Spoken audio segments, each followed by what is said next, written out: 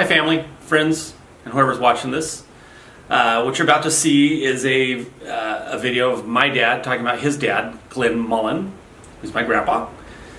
And the reason why I decided to film this is growing up, I was very close with my grandma, Annabelle, my dad's mom. She was a wonderful person. She made everybody feel special. She was the mother to my dad and his 5 sisters. And she was an outstanding cook. Annabelle's tacos are still famous to this day. Everybody in the family makes them.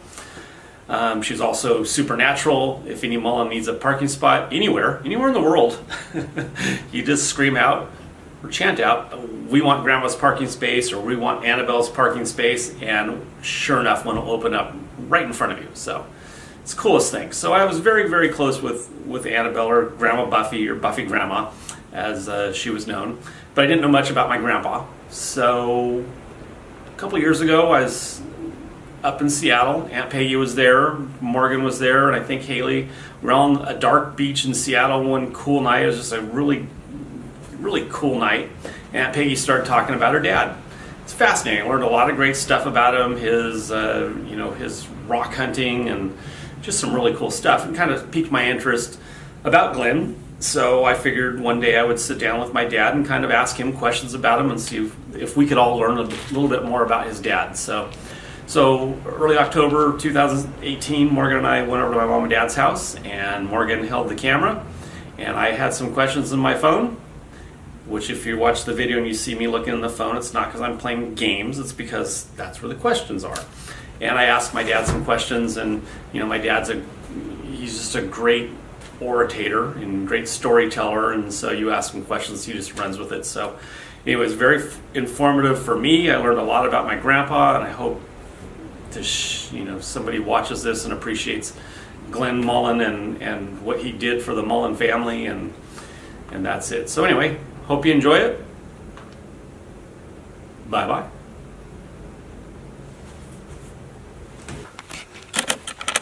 Whatever. So. Okay. Are we filming? Yeah. Okay, ready? Sure. All right, so here we are at Mom and Dad's house, and your grandpa, Morgan's filming this by the way, is going to tell us a little bit about his dad, because we, as the grandkids, always grew up knowing Annabelle, but we didn't know much about Glen. So just for history's sake and for down the road, we kind of want to learn some stuff about your dad. So first off, what are your first memories of him? My first memories of him? Yeah. Yeah, I don't know. Maybe getting a spanking or something. What? Didn't have a paddle? No paddles.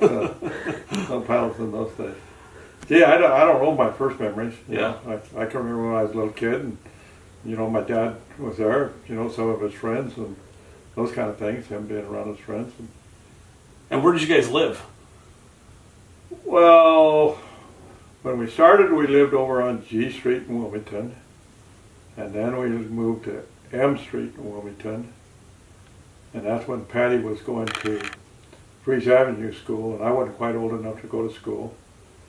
That's when the war broke out. And then we moved out. Which war? World War II. World War II, okay. And then we moved out to Keystone because Dad and Mom bought a house. And they were gang members? Gang members. Keystone's a big gang area now. Yeah. No, well, actually it's part of the city of Carson now. It's just an unincorporated area that was way out there, and it was all like fields. We had a house on about 3/4 of an acre, a small 2-bedroom house with a great big long backyard, and then a dirt road behind it. Great big field in front of it. Was this the one on Dolores? Yeah, on Dolores Street. Yeah.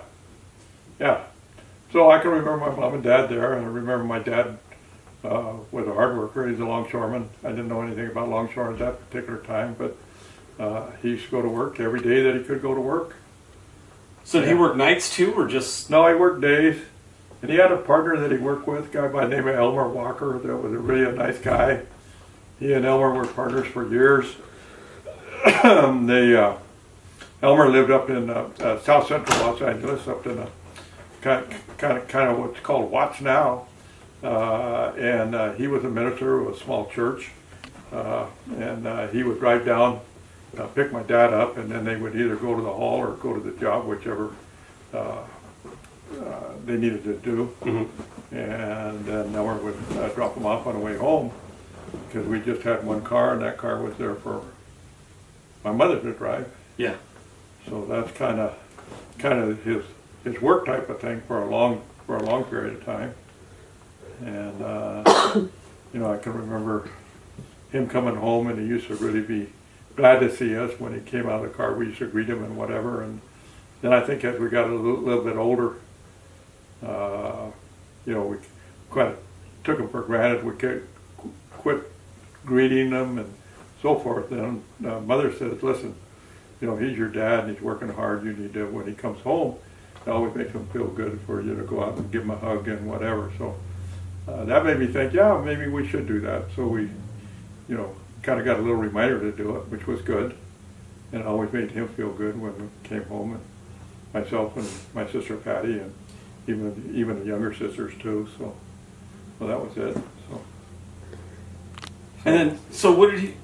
What's this flashing thing? Just making sure. That little thing. I want to make sure it's getting the volume. Yeah, the volume's on. Okay, sorry. You can cut that part out. I just Is she taking pictures? Make sure the focus is back. It is. Are you taking pictures? She's videotaping. Oh, you want to take your glasses off? No. I can't see my questions. Okay, so then what did he do for fun or his hobbies? Well, he liked everything. He liked sports. He liked horse racing. I know he used to go to Santa Anita when he could, and he used to like to drive down to Del Mar and go to Del Mar. We would, they had what they called a scratch sheet at that time. Maybe they still do, the horse racing enthusiasts. He would buy the scratch sheet for, I think they cost like a nickel or a dime or something like that, would give all the races for the week, and then he'd pick out his little horses. He never had any money to gamble, maybe a couple of bucks once in a while.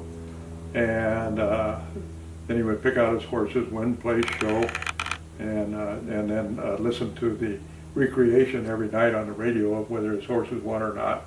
He used to keep a little. So they didn't have them live? They did a recreation of it? Well, the horse races were at night, were in the daytime. Okay. Yeah, so at nighttime they had like a summary. They had Joe Hernandez. Joe Hernandez used to call the races, and there they go, they're off and running. So then I used to listen to that every day. So I used to get in with a scratch sheet and try to find out what horses I liked. And how old were you at the time? 8 or 9 or something like that, probably. So he liked that. I mean, he liked all the sports. He loved baseball. He played some tennis. When he was in college, going to the University of Utah, well, he did some boxing. I think for the school, you know, went up and, you know, boxed against a few schools and stuff. I got cut from the boxing team, by the way. Yeah, and Not surprised. I think he was pretty good. He was a left-hander. My dad was a left-hander, and I think he was a pretty good boxer. But he told me, he says, "Hey, you keep boxing, no matter what happens, you're going to find somebody that can beat the heck out of you." So it's fun while you're winning, not too good while you're losing. And you know, he used to love to die when the Dodgers came to Los Angeles. That was a big deal. We went to the Coliseum a few times. Wow. Like the Rams were in the Coliseum when they moved. The Rams came from Cleveland initially, so we used to, you know, we went to a few Ram games, went to some USC games. First game I can remember was USC versus University of Utah. Oh, wow. University of Utah was not very big time at that particular time where USC was, so it was kind of a mismatch type of thing, but it was fun to go to that. Was the first time I'd been in the Coliseum. Wow. I think it I don't know that. $6 or $7 or something like that. Yeah. So, it was a big deal. So. What about his rock collecting and Yeah. all that type of stuff? Because I remember seeing his rock collection at Grandma's house. Yeah, he was a geology major at the University of Utah, and actually what happened is, as far as I know, what happened is that he came out to California. I'm not sure exactly the timing of it, but he met Mother and they got married, so he couldn't get a job in geology anywhere because he'd have to go out of the country or whatever. Yeah. It was during the Depression, so nobody had any money. They kind of had to swallow the seed for a while, but so he decided to stay in California, and he ended up being a charter member of the Longshoremen Union. So when the Longshoremen Union was organized, 1934, 1935, he was a charter member of that. Wow. And ended up, instead of using a geology as a career, he longshored to make a living, which was really, really hard work at that particular time, and use geology as a hobby, collecting rocks, and then he had his own lapidary equipment and used to shine rocks and so forth. So that's kind of, I mean, he had a great collection of rocks and so forth. We still have some of them in the garage, and Yeah. my sisters and I have split those up. And then what's his tie with Torrance Beach? I remember hearing stories that he used to hang out there. Was that true, or? Yeah, no, we used to go to the beach all the time because he used to love to go to the beach. He loved to, he loved to ride the waves, body surf like I still do, and we used to go to Torrance Beach. At that time, they didn't have any of the ramps or any of the sidewalks or whatever. We'd park on the street right there. At that time, you could take inner tubes, and we used to take the inner tubes and we used to put them on the edge of the hill, and then we'd roll them down the hill, down the ice plant, and see if we could roll them all the way to the water. Did you ever make it? Yeah, once in a while, yeah. And then we used to kind of go down the hill on the little sand paths and go to the beach. He loved to do that. And then he used to like to take the sisters too when they were little, and so that was a big thing. I mean, he did love to take all of us to the beach and go to the beach and go swimming. And he liked to fish too. So we used to go fishing over where Portuguese Bend area is right now. We used to walk down those paths. All we had was cane poles, but we'd take those cane poles and fish. And sometimes, we didn't have much money, so sometimes we'd go fish so we could eat that night. and that was fun. Did you ever catch anything? Oh yeah, I always caught something. Yeah. That fishing gene didn't pass down that. Yeah, I didn't get that one. Got the beach one. Yeah, we got the beach gene. We didn't get the fishing gene. Or the successful fishing gene. Yeah. Yeah, right, yeah. Yeah. And how did you meet Annabelle? Or do you I know? don't know exactly how they met. I don't know, because that part is a little fuzzy, Yeah. Of course, you know that it's fuzzy because I never knew until I was an adult that my mom had a marriage with another person, which got annulled. I had no idea of that, so all of that stuff was kind of fuzzy. I know they got married in Yuma, Arizona, which I always kind of thought was kind of funny. Yeah. I don't know why, but then I've heard of a lot of people getting married in Yuma. I don't know why. I mean, there's nothing there but a gas station and Morgan? yeah, Get married, you. No thanks. yeah. Sorry. So I don't know, but I know they were close. Dad had some close friends. He had Harold Stetson was a close friend of his. Fred Whitty was a close friend of his. Bill Collins was a close friend of his. Bill Collins was a big guy. He was like 6'4", 6'5", and he was a boxer. And my dad was like 5'4", and he was a boxer. So they got in a few bar fights. I know that.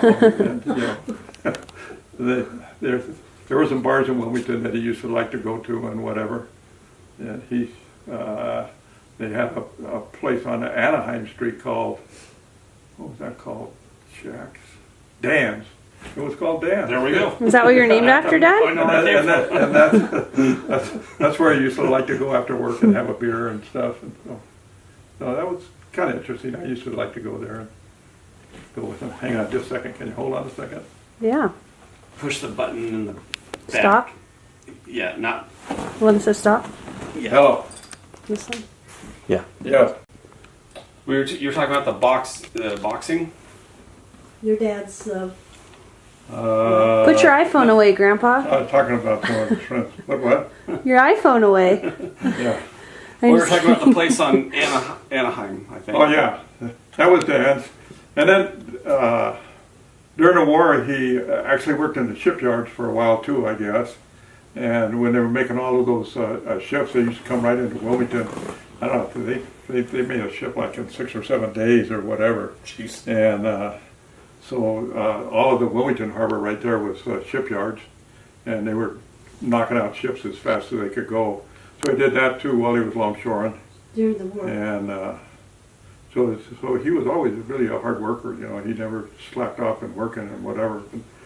But I didn't get that gene either. You didn't get that gene. We had a lot in common. Not really. So where was he from originally? Is he from the LA area, or my is dad he from Utah? Or? No, he was born in Salt Lake City. Oh, okay. He was raised in Salt Lake Wow. Is he Mormon? Yeah.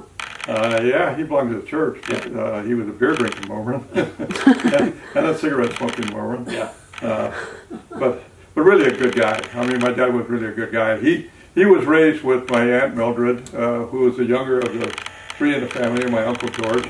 My Uncle George was really a good guy. He was an outstanding football player at Granite High School, where Morgan's Oh went my to high gosh. school. Wow. I went to the reunion. Was all whatever. Had some offers, I guess, or some interest from Notre Dame Oh, wow. to play football. They call him Jigs Mullin.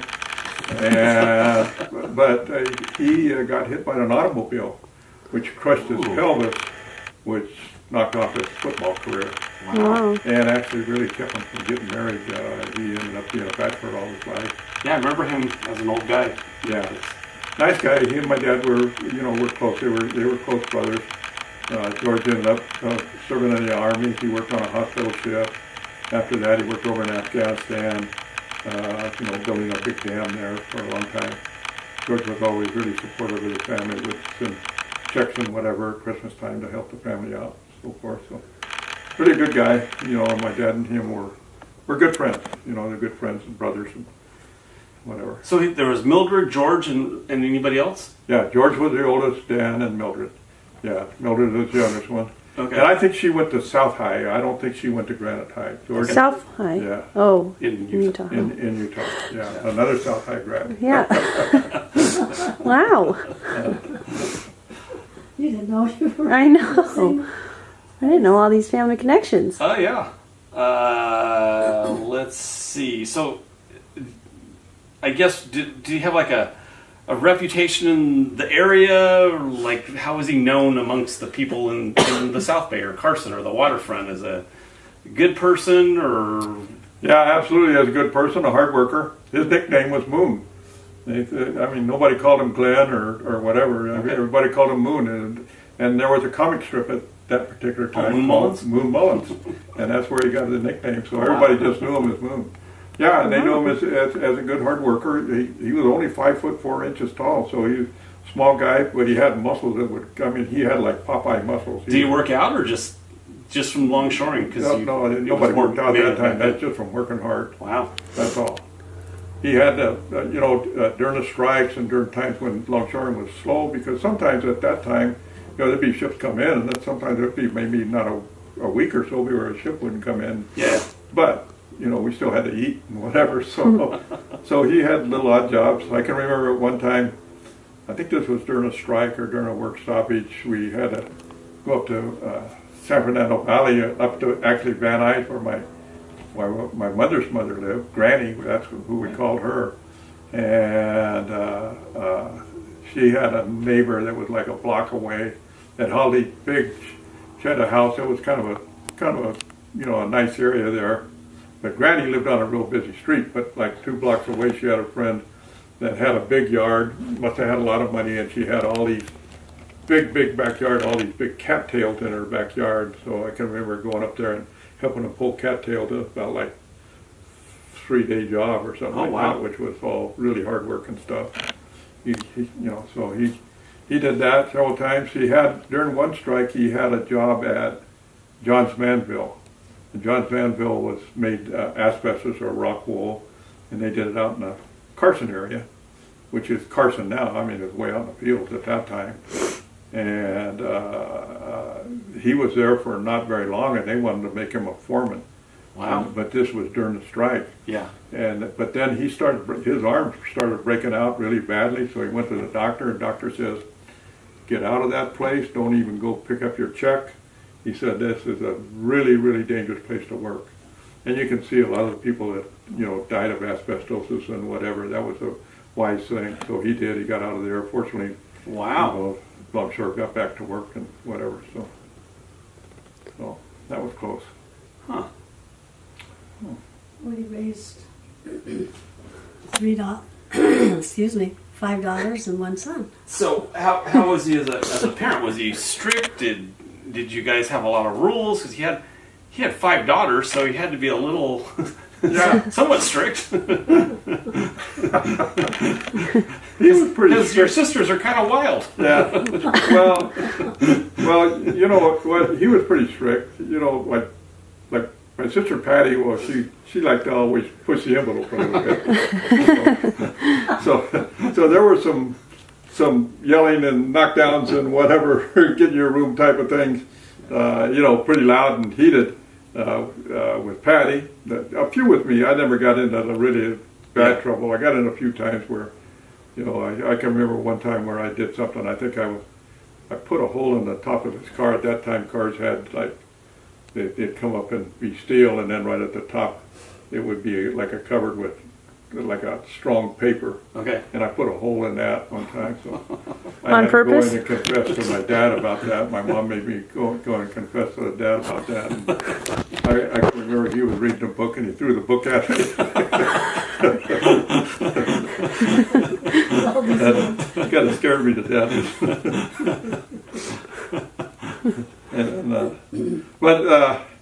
Yeah, no, he was a good dad. I mean, he loved his kids and was strict enough. Yeah. We had a few spankings. At that time, spanking was no big deal. We were kind of more afraid of mother spanking than dad spanking sometimes. But no, he was good. He was good to mother. Mother was good to him.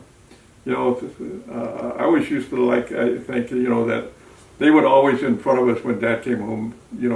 Mom and Dad would have a big hug together and stuff. I always thought that was nice. The kids always liked that and so forth. So Yeah.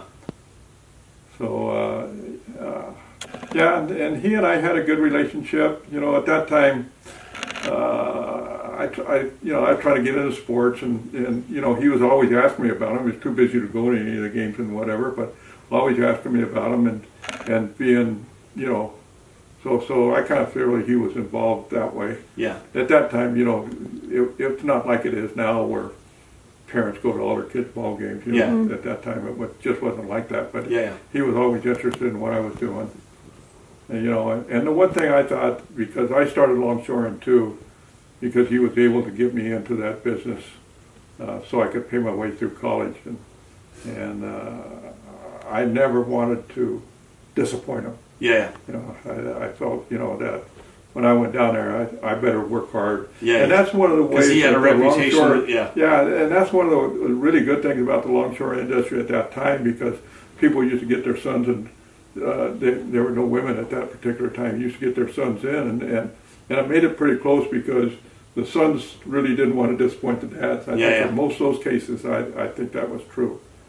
So I can remember that. I mean, he worked in banana boats. Banana stalks were, he was 5'4". Banana stalks were, 4 foot, even more than that. So they came up to almost to the top of his, or almost to his shoulders and so forth. He'd pick those things up, walk over, put them in a belt, or he'd work on a dock. You had two guys pick up the stock off the belt. There's one guy, pivot guy. They would put the stock on the guy's shoulder. The guy would turn around. He would hand it to a guy in a boxcar. And then a guy in a boxcar would take it on one side of the boxcar, and then he'd turn around and get another one. The guy would take it to the other side of the boxcar. And so that stuff was hard work. Most of us, when I started longshoring, well, Dad, rather than working on the ship, worked on the dock, so he was considered a dock man, worked in Dock Gang 204 with some really nice guys. Joe Storty was the was a gang leader at that particular time, what they call a gang leader, and so it was known as Joe Story's gang, but it was all guys that, nice guys that were hard workers and all loved sports. Joe Story played a lot of baseball. Jimmy Lockett, they called him Rebel. He was a baseball player. The other guys that were working in that gang were all, they would work and talk sports mostly. So, and some politics and stuff, but mostly sports. Yeah. So, there's the story that in Eric's book about him hitting his head surfing, and that caused his death. What's the story on that, and how did he die, and how old were you, and how did that affect you and the family? And yeah, well, I was an adult at that time. I was just starting to teach school at that particular time. He died of a brain tumor. That's what he died of. Kind of a difficult situation because he used to get kind of dizzy and whatever. I think he used to.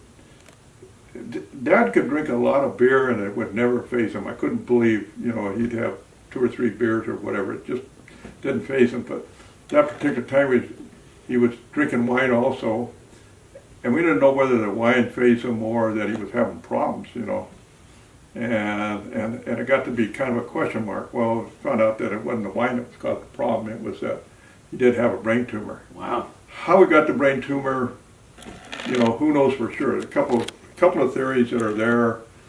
The thing that I always kind of thought was that after World War II and, probably during the Korean War, one of the really big commodities in the world was uranium, and uranium was there was a lot of uranium supposedly in the 4 corners of the area of the United States. It's still there. Actually what happened is, since Dad had a geology degree, is that my Uncle Ralph, Mildred's husband, and his brother Herb, my Uncle Ralph was a lawyer and Herb was a doctor, and they had a couple other people that were, professional people that had a little bit more money. They hired my dad to go out into the 4 corners, Colorado, Utah, Nevada, or Arizona and New Mexico. Arizona, down in that area right there, and hunt for uranium. So he was out there for about several months, and even Uncle George went out and joined him for a while. But that was at the time where they were having the atomic testing in Nevada. So I always thought that maybe the cause of his brain tumor was from radiation caused by the atomic testing. Yeah. At that time, there were some movie sets that were out there and stuff, and there were some movie actors that had died of cancer and whatever, that blamed it on that particular situation of the radiation out in the desert, so forth. So I don't know for sure. Who knows what causes a brain tumor? There was also a theory, and we don't know that for sure too, that Dad was swimming down at Torrance Beach time. We didn't call it Torrance Beach, just call it Redondo Beach. Yeah. Okay, and he got hit in the head by something. He thought it was a shark or something when he was catching a wave, and it banged his head. It kind of made him dizzy and whatever, and so maybe that was the cause. We don't know for sure. That's kind of what came up in Eric's book about it. And, I never heard that, so that's kind of. But it's hard to say. I do know that he was in Kaiser Hospital that was up on Sunset Boulevard. Yeah. And then he was there, and then they finally moved him out into some other care facility because he wasn't going to make it out, and so forth. But we used to go up to Kaiser and see him. Felt really badly about him because he was a small guy, but he was really, really strong. Yeah. And had a really good will about him and so forth. But that was the end of his life, which really left. Patty had just gotten married. I was going to say, were Janet and was Gloria born? I don't know whether Gloria was born or not. I don't know for sure. I'd have to look back at the dates and whatever. But it left Judy, Sally, Janie, and Peggy, Yeah. you know, for a mother to raise Yeah. and whatever out in that area right there. So, but Mom did a great job with them. Mom was really a hard worker. You know. How'd she make money? How what? How does she afford to raise them? Or I know this is about Glen, but it's like that's. I'm not, I'm really not sure. I mean, you know, one of the things happened is that my mother ended up getting back with the person she was. Oh, Doug the Bug. Yeah, with Doug that she was married with before, and they ended up selling the house out in Keystone, which had just been incorporated into the city of Carson. Okay. And selling that house and buying a house in North Torrance. North Torrance. Yeah. And so Judy had left, and Sally was just getting ready to get married, and that left Janie and Peggy to be out in North Torrance with her, you know, and then ended up Peggy doing. But Mother had moved around to a couple of places too. Sold out a house. She lived over in Dominguez, over on Carson Street, in a little apartment. I remember that. Yeah, we used to get popsicles there. Yeah. Yeah. Well, some of that is a little fuzzy to me, but. So then, how long was your dad in the hospital? Was it like instantly, or was it like? Did he go through like a chemotherapy treatment or an operation or anything? I don't think they had chemotherapy at that particular time. It wasn't that long. Yeah. So he was in the hospital probably for about 2 weeks or so, Okay. and then they moved him over to just a place to die over in Santa Monica. Yeah. So that's all, and it hit him pretty hard. Yeah. And but he'd had these dizzy spells before, you know, which kind of caused some contention because you thought, well, he's drinking. He's drinking. Yeah. Yeah, but I really don't think that was the cause. I think the cause was the brain tumor that caused him to be dizzy. Yeah, that would make sense. Yeah. Yeah. And that speculation, I think the uranium. I mean, that's Yeah. And he a very good theory. Yeah. I mean, you can't prove it, but yeah. And his hobby was you know, cutting rocks up, making gemstones out of them, and so forth. He had his own lapidary equipment in the garage, his grinders and his, you know, jeweler's rouge and all of that stuff, and his own saws and stuff out in the garage. He used to go out in the garage, but he'd come back in dizzy, you know. So that was, you know, what's the challenge here? So eventually it ended up that he did have a brain tumor. And that was it. I can remember that, you know, he passed out one time. They took him to Kaiser, and then, I mean, I got mad at Kaiser for some reason. I don't know. They put him in his room, and I said, I'm going in to see him. You can't go in that room. I said, stop. Try and stop me. So, anyway, you know, I have a good memory of him. He was a good guy, you know, and really was a good father, hard worker. yeah. Raised a good family. He was kind of funny, you know, and stuff. He belonged to the Mormon Church. Never had anything, you know, to say bad about the Mormon Church, but he smoked and he drank, and the only thing he used to say, he says, if I go back to church again, they'll want to make me bishop. And he said, you can't have a bishop that smokes and drinks. So he's out. So that's it. But he always, you know, encouraged us to go to church and so forth. Yeah. So then great grandma we saw as a kid, that was his mom. Yeah. Because I never knew exactly, I just knew she was great grandma. I didn't know where she fit in. Yeah, great grandma. And she lived over by, it was Liberty Park, right? Salt Lake City. She lived on 7th East, 2404 South. What? 7th East. Yeah. Okay.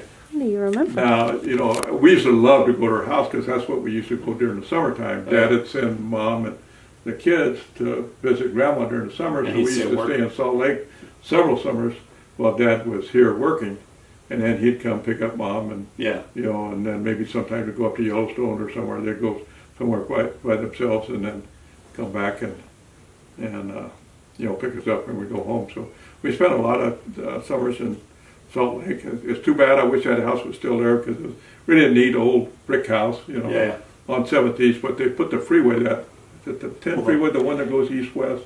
The one that goes out to Park City. That's the 80. 80.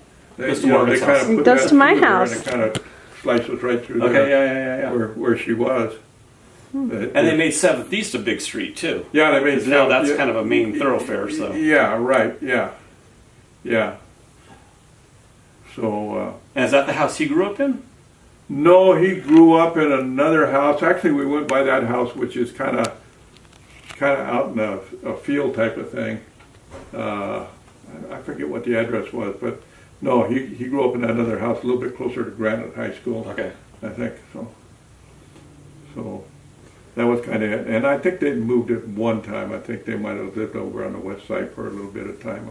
I'm really not sure of that. Yeah. His father worked in the mines, and he died of the black lung disease. Oh wow. Oh. So and then when he finished up, he was working out in Magna and Garfield Okay. out there, and So that's your grandpa. my grandfather. Did you know him well, or did you know him, or No, at all, or- you know what? I knew him. He was kind of a funny guy because my grandmother was the sweetest, nice person, and he was really a nice guy, but he used to talk to himself. Dad, is that where you get it? And a couple times I'd go out, and, Grandpa's out there and, feeding the chickens or whatever, and he's talking to himself. At first I thought he was talking to chickens, but he probably, I don't know how old he was. I thought he was old because he was bald-headed, but I don't think he was that old when he died. So, but those were some fun times, staying in Grandma's house and stuff, and and the girls used to like to do that. So, Yeah. So that, I'm trying to think of what else. He did like to read, he read, and that was the kind of thing. I mean, all we had was one bathroom for a long period of time. It was 2 bedrooms, 1 bath, and it had all the kids. And Dad, 2 bed and 1 bath. yeah, Dad would get home from work and he'd get in the bathtub and he'd get his little book to read, Well, all the girls had to come in and pee and whatever, so he just had a little washcloth he put over his privates and the girls come and do their pee and walk out. And not only my sisters, but the neighbor girls too. It was no big deal. But when he came home, he worked hard, so he had a good warm bath. Always felt good to him. So That passed down. Yeah. yeah. So I always thought that was kind of funny because there was no lock on the door. They just that was it. Wow.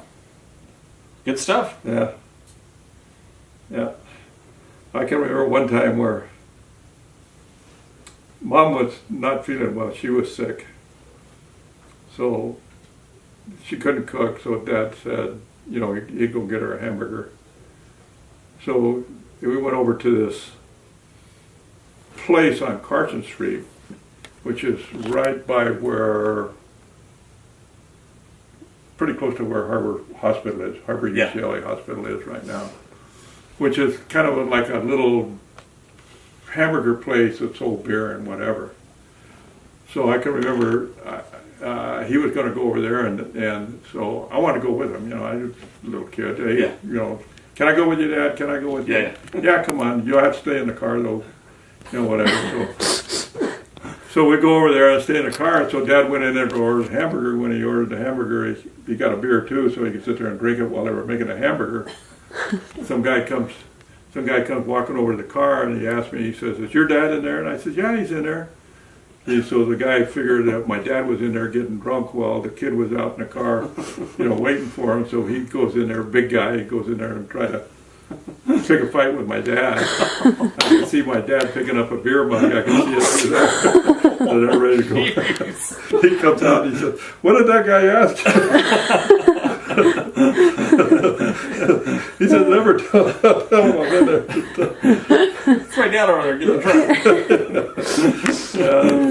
He left me the keys. I remember that. It's such an innocent thing that could have, ended up in a big brawl.